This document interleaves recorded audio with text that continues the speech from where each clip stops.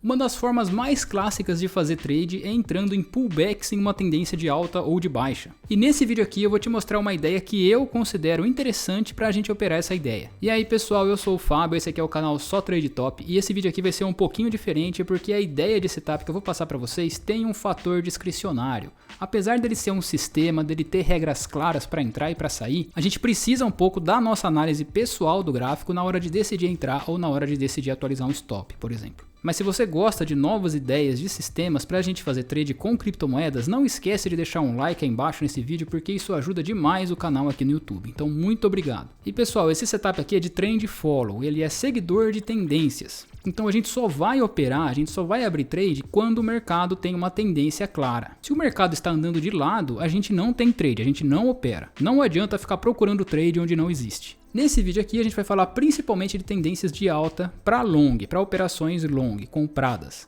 Eu não vou falar sobre tendências de baixa e entradas em tendências de baixa, beleza? Para não gerar confusão. Bom, então vamos dar uma olhada no gráfico para a gente ver o passo a passo de como a gente faz para operar esse sistema. Olha só, então aqui eu estou no gráfico do Bitcoin dólar diário e a gente vai pegar uma tendência clara de alta aqui para a gente usar como exemplo, tá? Então olha só, desde aqui do Corona Crash até o topo histórico a gente tem uma tendência claríssima de alta. Então vamos pegar aqui do começo e a gente vai trabalhar em cima dela como exemplo, para a gente ver como funciona esse sistema. Lembrando sempre que isso aqui é a forma que eu vejo, tá? Não quer dizer que seja a única forma, não quer dizer que seja a forma certa, nem que seja a forma errada. É a forma que eu vejo e eu estou passando para vocês decidirem se vocês gostam também ou não. Então, a primeira coisa que a gente precisa fazer é identificar a tendência de alta. E como que a gente identifica uma tendência de alta? Com topos e fundos ascendentes, ou seja, um fundo cada vez mais alto que o fundo anterior e o topo cada vez mais alto que o topo anterior. É assim que a gente identifica uma tendência de alta. Então aqui, por exemplo, a gente tem um fundo aqui embaixo. Aqui mais para cima a gente tem um fundo aqui embaixo. Mais para cima a gente tem um fundo aqui embaixo. Aqui a gente tem outro fundo, aqui a gente tem outro fundo, aqui a gente tem outro fundo, outro fundo. Então cada um dos fundos é cada vez mais alto que o anterior. E os topos também, né? A gente tem um topo aqui, um topo mais alto, um topo mais alto aqui, um topo mais alto aqui e assim por diante. E a gente pode traçar uma linha de tendência. A linha de tendência a gente traça com base nos fundos. Então se a gente pegar, por exemplo, esse fundo aqui embaixo e traçar a linha de tendência, olha só, a gente tem essa linha de tendência aqui, por exemplo, que teve 1, 2, 3, 4 toques na linha de tendência. A linha de tendência é algo discricionário, cada um vai traçar ela de um jeito, mas o importante é que quanto mais toques tiver nessa linha, mais forte vai ser essa linha de tendência. Lembrando que a linha de tendência serve como um suporte, ou seja, o preço tende a bater na linha e voltar a subir. Então, quanto mais toques a gente tiver nesse suporte, mais forte vai ser a linha de tendência, mais forte vai ser essa tendência. Mas a linha de tendência não é essencial nesse setup aqui, nessa forma de operar, tá? Eu só tracei ela aqui pra gente ter uma ideia. Mas aqui a gente só vai precisar de fundos e topos ascendentes e da ferramenta de retração de Fibonacci. Então vamos lá, como que a gente operaria esse setup aqui? Primeiro a gente precisa identificar a tendência, então a gente tem um fundo aqui, logo a gente tem um topo aqui, logo a gente tem outro fundo, então a gente já formou dois fundos ascendentes. Então agora a gente vai buscar o outro topo, a gente tem outro topo ascendente. Então aqui a gente já tem a tendência de alta configurada, tá? Nesses dois topos e nesses dois fundos. E agora a gente vai procurar por entradas. A gente vai entrar no pullback, ou seja, na correção dessa alta. No Bitcoin, a correção mais forte, a mais respeitada, é a retração de 0,618 de Fibonacci. Ela é muito respeitada mesmo. Então se a gente pegar a ferramenta aqui da retração de Fibonacci, com base na última pernada de alta que ela fez, né? Então lembrando que aqui tem um fundo, aqui tem um topo, aqui tem um fundo, aqui tem outro topo. Se a gente pegar essa pernada de alta e usar a retração de Fibonacci, a gente pode procurar pela próxima correção. Então se eu colocar aqui, deixa eu aproximar um pouco o gráfico. Então eu vou colocar a retração desde aqui do fundo até o topo aqui embaixo. Olha, já projeta para mim. Então a gente vai procurar a retração de 0,618. E olha só, o fundo aqui bateu exatamente no 0,618 de Fibo com relação a essa pernada. Então esse é o segundo passo. Então primeiro a gente identificou a tendência de alta, depois a gente traçou a retração de Fibonacci. Agora a gente vai ter que procurar por fundos com base na retração de Fibonacci. Como que a gente procura por fundos? A gente vai procurar fundos com base em figuras de reversão. Então em uma tendência de alta, as figuras de reversão principais são o engolfo de alta. Então o engolfo de alta é quando um candle verde é maior do que o vermelho anterior. Então por exemplo, a gente tem aqui um candle vermelho. Vou pintar ele de vermelho aqui. E logo em seguida a gente tem um candle verde. E esse candle verde ele é maior que o vermelho, ele engolfa todo o valor do candle vermelho, né? Ele ignora todo o movimento de baixa que o candle vermelho fez. Então essa é uma figura de reversão. Outra figura de reversão é o martelo de alta, ou o pin bar, né? Cada um chama de um jeito. Então o pin bar, que é esse candle aqui, representa uma reversão. Por quê? Porque ele abriu aqui nesse nível, ele caiu até aqui embaixo, recusou toda a queda, voltou e fechou acima. Então ele representa uma figura de reversão, ele pode representar um fundo. Então isso aqui também poderia ser um fundo da nossa correção. E a terceira figura que a gente vai olhar é o preço de fechamento de reversão. Então o preço de fechamento de reversão normalmente são dois candles vermelhos, tá? Dois candles vermelhos seguidos de um candle verde. Esse candle verde não precisa fechar acima do candle vermelho anterior, mas ele precisa ter uma mínima que seja maior que a mínima do candle anterior. Essa mínima é menor que a mínima dos dois últimos candles e ele fecha um pouquinho acima do último fechamento. Então esse aqui é o preço de fechamento de reversão. Então a gente vai procurar por essas três figuras, né? Ou o engolfo de alta, ou o martelo de alta, ou o pin bar de alta, ou o preço de fechamento de reversão de alta. Aqui ele não precisa aparecer um pin bar, tá? Aqui ele ficou parecendo um pin bar, mas ele não precisa, ele pode ser mais grandinho assim. Então não precisa se parecer um pin bar. A mínima só tem que ser menor que a mínima dos últimos dois candles. Bom, então agora a gente já sabe as três regras. Primeiro, identificar a tendência. Segundo, traçar a correção de Fibonacci com base na última pernada de alta. E procurar pela correção de 0,618. A correção de 0,5 também é forte, mas a de 0,618 é mais forte. Então nesse exemplo aqui a gente só vai usar a 0,618. E por último a gente vai procurar por uma figura de reversão próximo do nível de 0,618, tá? Que vai indicar o fundo ali na correção de 0,618 para buscar o próximo topo. Bom, então essas são as regras praticamente, tá? Então aqui vamos ver como fica esse exemplo aqui desse primeiro trade que eu mostrei para vocês. Então aqui a gente já fez um fundo, fez um topo, fez um fundo mais alto, fez um topo mais alto. A gente traçou a correção de Fibonacci, né, na última pernada de alta, desde o fundo anterior até o último topo. E aqui o gráfico começou a corrigir. Aqui ele buscou pela correção de 0,618 de Fibo. Se a gente pegar aqui a mínima desse candle verde, é exatamente em cima da correção de 0,618. E ele formou um engolfo de alta, né? Esse aqui é um engolfo de alta porque esse candle verde engolfou o candle vermelho anterior. Então a gente vai entrar nesse trade aqui no rompimento da máxima desse engolfo, tá? Rompimento da máxima desse engolfo e a gente vai manter o stop abaixo do fundo, tá? Então aqui embaixo a gente vai manter o stop, nunca na mínima, sempre um pouquinho abaixo. E agora a gente vai seguir a tendência, a gente já entrou no mercado, a gente vai seguir a tendência, vai seguir o movimento de alta que esse ativo vai fazer. Então olha só, a gente vai procurar pelo novo topo mais alto e a nova correção. Então aqui a gente tem um topo, ó, ele volta a cair, mas não é um topo mais alto, tá? Então a gente não considera isso aqui no nosso trade.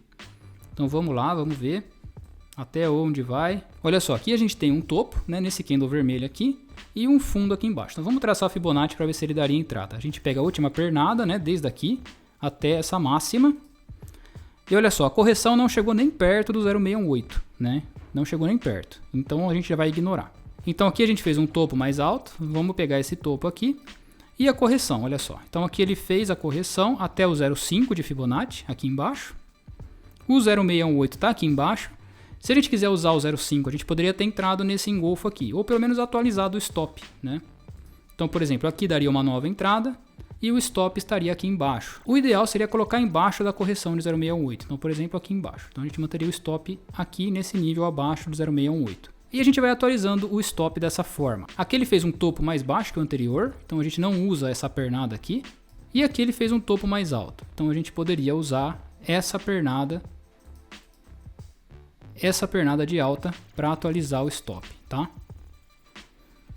Então vamos pegar aqui o Fibonacci desse topo aqui e desse fundo aqui. Olha só, então aqui ele fez uma correção. Então aqui ele fez toda essa correção aqui desde esse topo, parou aqui no fundo.